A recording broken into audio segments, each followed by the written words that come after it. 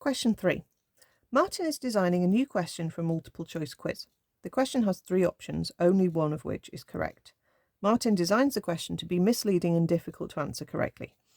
He claims that the people would do better if they select their answer to the question at random rather than trying to work out the correct answer.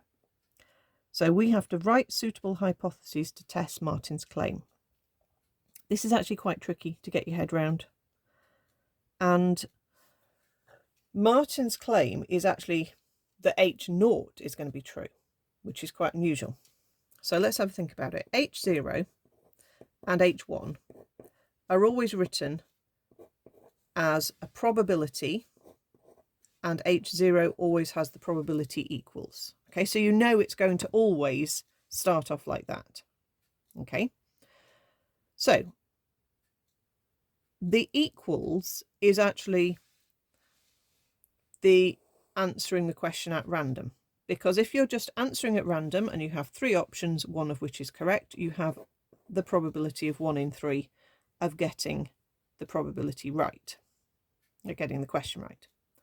So then what is H1? Martin says that people would do better if they selected their answer to the question at random. So Martin's basically saying if you try and work out the answer, you're probably going to confuse yourself, and actually you're more likely to choose one of the wrong answers because they're deliberately trying to lead you to one of the wrong answers.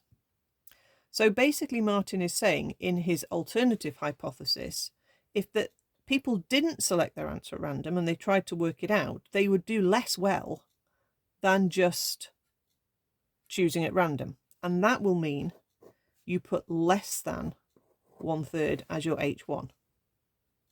Okay, it's a bit confusing.